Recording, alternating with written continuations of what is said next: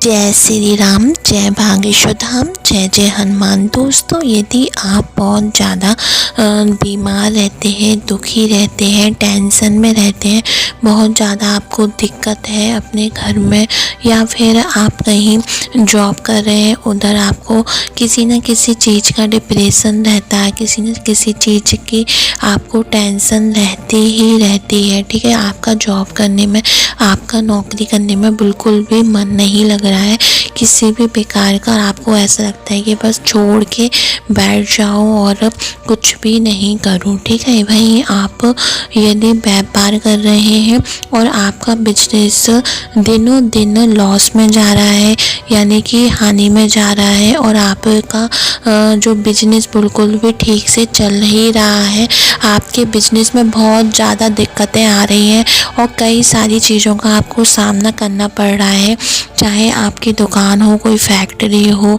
या किसी भी तरह का कामकाज हो, उसमें ना तो ग्राहक आ रहे हैं, ना क्लाइंट आ रहे हैं, ना मतलब कस्टमर नहीं आ रहे हैं, किसी भी प्रकार की डील नहीं हो रही है, और आप कहीं पर भी पैसा लगा देते हैं तो वो पैसा डूब जाता है, वो पैसा रह जाता है। ठीक है, और वो पैसा निकलता नहीं है। यदि आप किसी भी प्रकार का पैसा ब्याज पे देते हैं या कहीं पे भी किसी भी मतलब प्रॉफिट के चक्कर में लगा देते हैं, तो वो इस तरीके से पूरा पैसा बर्बाद हो जाता है कि वहाँ से एक रुपया भी वापस नहीं आता, उल्टा वो पैसा फंस जाता है और आप इस वजह से टेंशन में आ जाते हैं। आपका व्यापार भी एक तरह से बर्बाद की मतलब नौबत पे आ जाता है।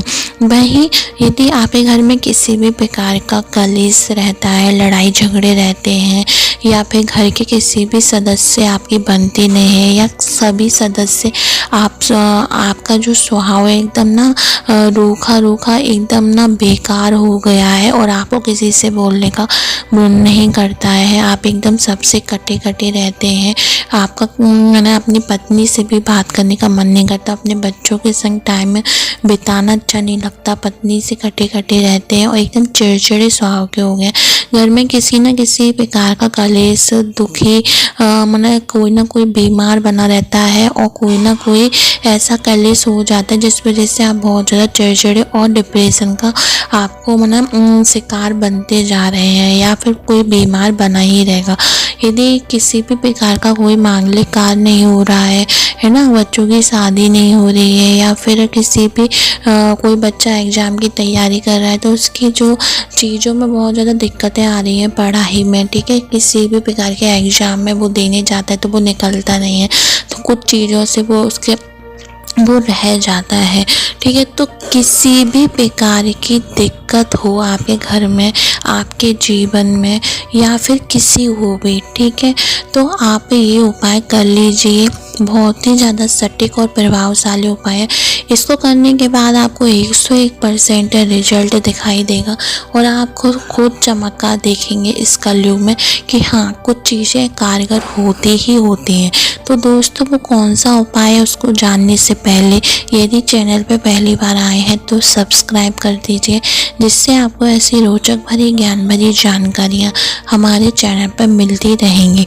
दोस्तों, आपको एक छोटा सा काम करना है। यदि आप इन सब परेशानियों से घिरे हुए हैं, इन परेशानियों का सामना कर रहे हैं अपने जीवन में और रोज कर रहे हैं, तो आपने पंचमुखी हनुमान जी का यह उपाय कर लेंगे ना, तो आप इन सब चीज़ों से निकल सकते हैं, अपनी चीज़ों को बेहतरीन कर सकते हैं, अपनी किस्मत को चमका सकते हैं, और अपने घर में सुख समृद्धि शांति के साथ रह सकते हैं, और हर कष्ट को दूर कर सकते हैं। पंचमुखी हनुमान जी का यह उपाय बहुत ही ज़्यादा सटीक है, अचूक है, और बहुत ही ज़्यादा कारगर है कलयुग में। आप इसको कर लीजिए, आंखें बंद करके कर लीजिए, मेरी बात मानकर आपको खुद चमत्कार दिखाई देगा। आपको क्या करना है, किसी भी मंगलवार के दिन, ऐसे 7 मंगलवार कर ले, ठीक है, या तो आपके घर के आसपास कहीं पे भी, आपके जो सिटी में, शहर में पंचमुखी हनुमान जी का मंदिर है, तो वहाँ जाकर नहीं जा सकते किसी कारणवश, तो घर में ही एक दिन पहले सोमवार को पंचमुखी हनुमान जी की किसी भी प्रकार की प्रतिमा, मूर्ति, तस्वीर, फोटो लाकर सोमवार के दिन उनको थोड़े से, वो जो भी चीज़ लाएंगे, जैसे भी प्रतिमा, फोटो, उसको थोड़े से चावल में डालकर एक लाल या पीले कपड़े से ढांक कर रख दे। दूसरे दिन मंगलवार के दिन उसका गंगा जल से अभिषेक या सादा जल से अभिषेक या दही वगैरह दूध से अभिषेक कर दे जैसे होता है। उसके बाद अपने घर के मंदिर में थोड़े से चावल रख के उनको विराजमान कर लीजिए। उसके बाद एक उपाय है वो करना है आपको।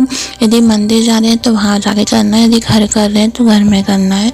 आपको अपनी हाइट के बराबर एक कलावा लेना है, सिर से लेके पाँव पैर के अंगूठे तक। उसकी एक बाती बना लेंगे, इस तरीके से लपेट लें कि एक बाती का स्वरूप रूप बन जाए। उसके बाद एक दिए में, मिट्टी के दिए में चमेली के तेल का आपको तेल भरना है या फिर घी भी डाल सकते हैं उस दिए में। उसके बाद बाती को रख ले, अपनी मनोकामना इच्छा संकट को बोलते उसको मिलका दीजिए और एक बार हनुमान चालीसा का पाठ करिए। थोड़ी देर सीताराम सीताराम बोलिए। इस तरीके से आप हनुमान जी को अपनी इच्छा मनोकामना संकट को बताइए। ऐसा 7 बार आप कर ले।